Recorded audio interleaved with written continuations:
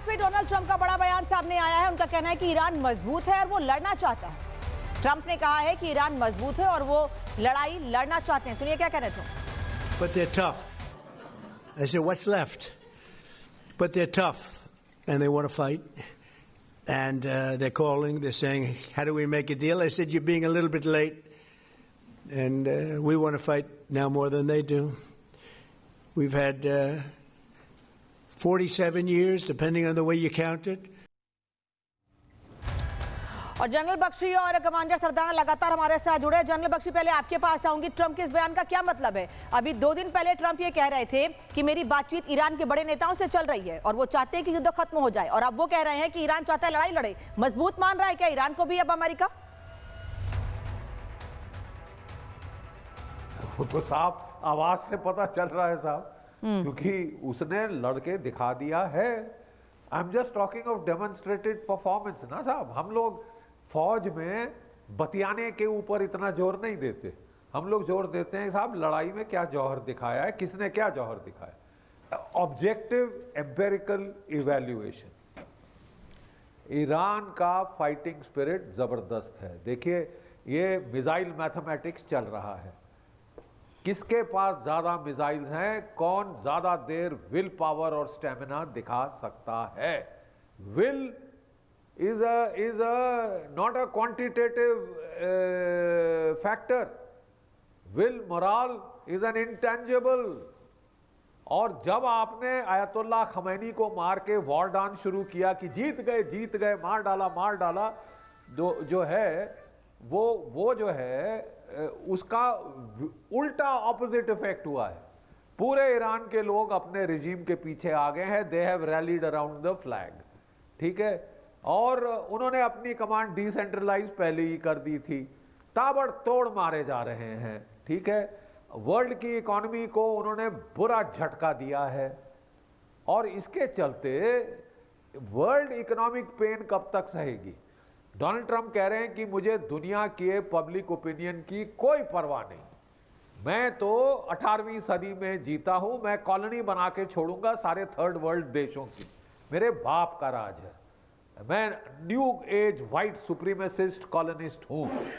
लेकिन साहब, आपको अमेरिका के लोगों की जो अमेरिका के लोगों की पब्लिक ओपिनियन है उसको के बारे में सेंसिटिव होना पड़ेगा।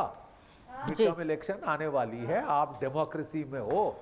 Thank God America is a democracy, thank God till now. मैं आपको कह रहा हूं कि ये सौदा महंगा पड़ सकता है। एज अ मिलिट्री एनालिस्ट मेरा अंदाज, मैं खुलकर कह रहा हूं, यानी कि अमेरिका ने ईरान को जितना कम आंका था, ईरान उससे कहीं ज्यादा ताकतवर निकला है। इसीलिए अमेरिका को यह कहना पड़ रहा है कि अब ईरान मजबूत लड़ाई लड़ना चाहता है, लेकिन लड़ाई कब तक चलेगी अभी इसको लेकर कुछ नहीं कहा जा सकता है। मेहमान लगातार हमारे साथ जुड़े हैं। चंडीगढ़ से प्रोफेसर मीना दत्ता भी हमारे साथ जुड़ गई हैं, उनके पास भी जाऊंगी। एक रिपोर्ट दिखाती हूं आपको कि ईरान के सुप्रीम लीडर अली खामनेई की मौत के बाद नए नेतृत्व को लेकर अंतर्राष्ट्रीय राजनीति तेज हो गई है, और इस बीच अमेरिका के राष्ट्रपति डोनाल्ड ट्रंप ने बड़ा बयान दिया है। ट्रंप ने कहा है कि ईरान को उनके बिना नए सुप्रीम लीडर को नहीं चुनना चाहिए, और अगर अमेरिका को शामिल किए बिना यह फैसला किया गया तो ईरान की मुश्किलें बढ़ेंगी। रिपोर्ट देखिए।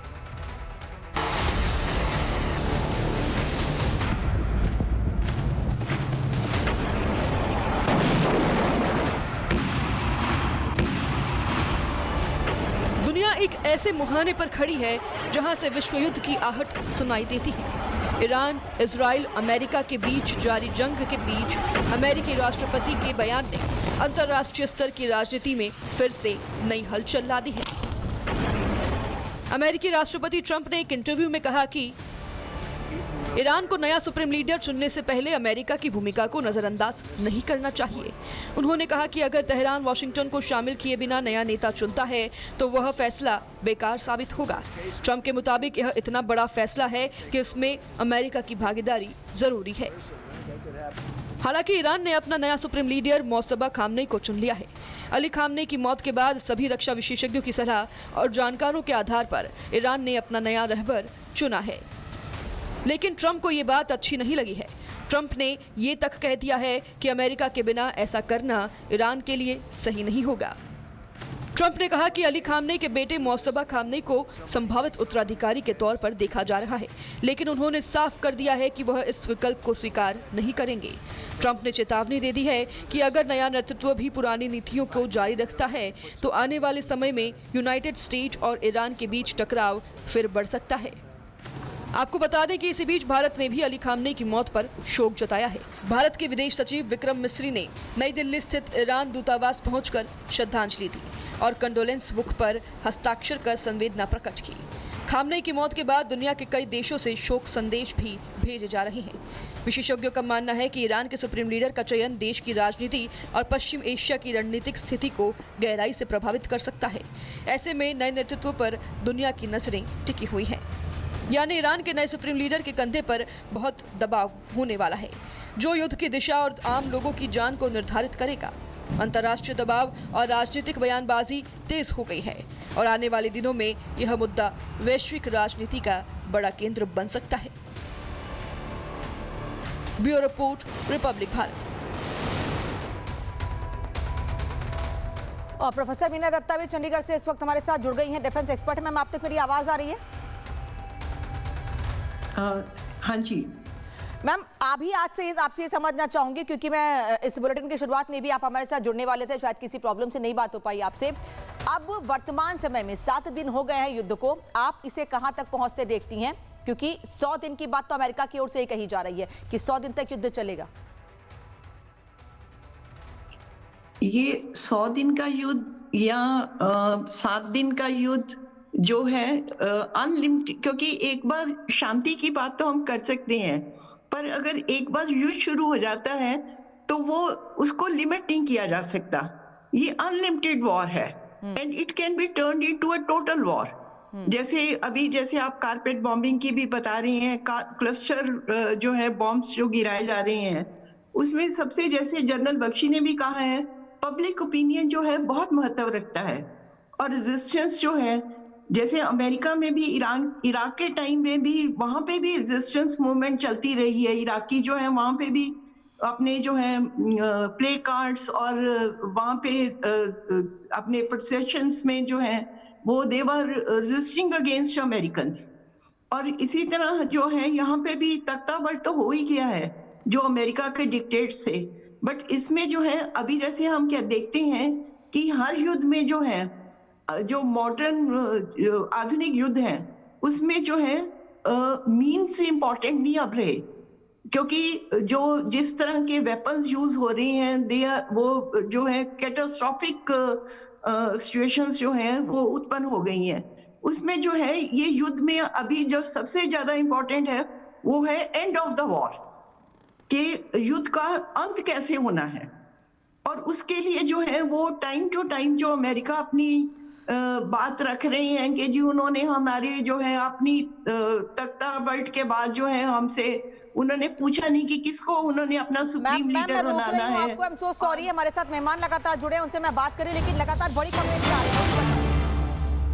ईरानी हमलों में तेल अवीव में भीषण तबाही हुई है। ईरानी हमलों में तेल अवीव में भीषण नुकसान की खबर सामने आ रही है। पूरी इमारतें आग की चपेट में आ गई हैं। तेल अवीव का एक और वीडियो सामने आया है जिसमें बड़ी बड़ी इमारतें जलती हुई दिख रही हैं, क्योंकि ईरान की ओर से अटैक्स रुकने का नाम नहीं ले रहे हैं और टारगेट लगातार तेल अवीव यानी बड़े शहर को किया जा रहा है, राजधानी को किया जा रहा है। और यही वजह है वहां पर बड़ी बिल्डिंग्स को, ऊंची इमारतों को भी टारगेट किया जा रहा है, जो पूरी तरह से जलती हुई दिखाई दे रही है। ये तस्वीर आप देख लीजिए तेल अवीव की, जहां पर बिल्डिंग पर अटैक किया गया है, इमारतें जलती हुई दिख रही हैं इस वक्त। और इसके पहले भी तेल अवीव से कई ऐसी तस्वीरें सामने आई हैं जिससे इस बात की पुष्टि होती है कि ईरान के हमलों में इजराइल को भी नुकसान हो रहा है। जो दावे इजराइल की ओर से किए जा रहे हैं कि जो दावे इजराइल की ओर से किए जा रहे हैं कि हमारा एयर डिफेंस सिस्टम ईरान के सभी हमलों को नाकाम कर रहा है, वो दावे गलत हैं, वो दावे झूठे हैं। क्योंकि ये जो तस्वीरें सामने आ रही हैं उससे ये बात साफ हो गई है कि इजराइल का एयर डिफेंस सिस्टम एक बार फिर उतना सफल नहीं हो पाया है जिसके दावे लगातार इजराइल की ओर से किए जा रहे थे। पिछले दिनों हमने हमास के हमलों में भी देखा था कि एयर डिफेंस सिस्टम सफल रहा, लेकिन उस हद तक नहीं कि इजराइल को इससे नुकसान ही ना हो, बल्कि इजराइल को नुकसान हो रहा है। यह तस्वीरें उसकी गवाह हैं। एक और बड़ी जानकारी, इराक के बसरा में भीषण धमाके हुए हैं। ईरान, इराक, तेल अवीव, जॉर्डन सभी देशों में नुकसान हो रहा है, लेकिन मिडिल ईस्ट के देशों में उनके बड़े शहरों में जो नुकसान हो रहा है वो ये दावे करके हमले किए जा रहे हैं। यहाँ पर ये हमले इसलिए हो रहे हैं क्योंकि यहाँ पर अमेरिकी बेसेस हैं और इराक के बसरा में भी धमाका हुआ है। इराक के बसरा में फिर से भीषण धमाके हुए हैं। कमांडर सरदाना, ये तस्वीरें इस वक्त हम दिखा रहे हैं इराक के बसरा में धमाके हुए हैं और इन धमाकों से इराक में एक बार फिर बड़े नुकसान की खबर सामने आ रही है। और बसरा में इसके पहले भी हमने देखा था कि कई धमाके हुए, कई हमले हुए थे।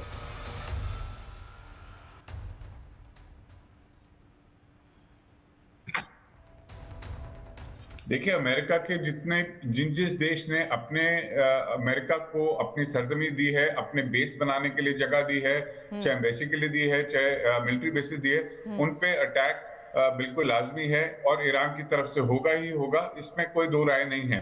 लेकिन देखना है कि कितने दिन तक इतना जो नुकसान हो रहा है इन देशों का भी, वो कब तक देखेंगे और किस दिन वो वापस साथ में मिलके अमेरिका और इजराइल के साथ मिलकर वापस ईरान पे अटैक कर देंगे।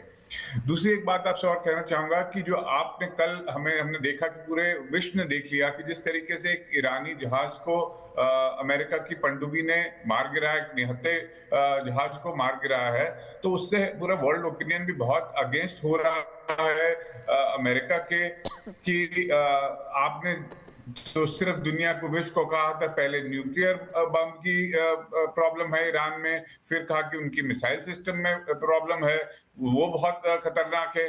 आज आप उनकी नेवी को खत्म करना जा रहे हैं। जैसे ईरान में दो नेवी है, एक ईरानियन नेवी है, एक IRGC की है, तो आप उनके एक के बाद एक जहाजों को मार गिरा रहे हैं, उनके सबमरीन्स को डुबो रहे हैं, उनके छोटे एयरक्राफ्ट को मार रहे हैं। ये आप चाहते हैं कि पूरा ही स्टेट ऑफ हॉर्मुज को ही कंट्रोल में ले लें। तो अमेरिका का जो गोल पोस्ट है, क्या वो चाहते हैं और कर क्या रहे हैं, वो बिल्कुल ही बातें बिगड़ती हुई जा रही हैं और विश्वास मुसीबत खड़ी की जा रहे हैं पूरे के पूरे खाड़ी के देशों के लिए और पूरे के पूरे विश्व के लिए। तो अमेरिका रुकने वालों में से नहीं लग रहा और ईरान उससे भी ज्यादा हमले किए जा रहा है हर एक अमेरिकन एसेट के ऊपर और जो देश अमेरिका के साथ खड़ा हुआ है उनके अगेंस्ट। ठीक है सर, वापस आ रहे हैं आपके पास, लेकिन ये तस्वीरें दिखा रहे हैं इस वक्त बसरा इराक की, जहां पर एक बार फिर हमले हुए हैं और ये हमले ईरान की ओर से किए गए। ये दावे किए जा रहे हैं कि ये हमले ईरान की ओर से किए गए, अमेरिकी बेसिस पर ये अटैक किए गए हैं। और ये तस्वीरें आप देख रहे हैं। इस बीच एक और बड़ी जानकारी की, IDF ने 6 ईरानी बैलिस्टिक मिसाइल्स को तबाह किया है। IDF ने 6 ईरानी बैलिस्टिक मिसाइल्स को तबाह किया है।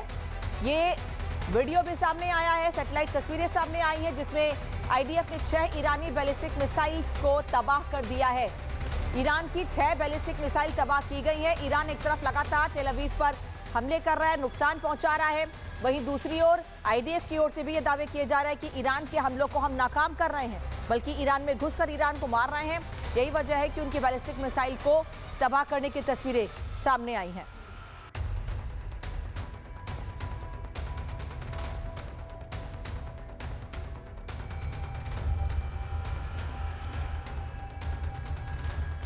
और जनरल बख्शी और कमांडर सरदाना लगातार हमारे साथ जुड़े हैं। Sir, thank you so much अपना समय देने के लिए। आगे भी आप लोगों से बात करते रहेंगे क्योंकि युद्ध के बीच एक दूसरे पर हमले भी जारी है, किसको कितना नुकसान हो रहा है, आगे और क्या हालात बनेंगे उस पर आगे आप लोगों से बात करेंगे। लेकिन आगे दिखाते हैं आपको युद्ध की 50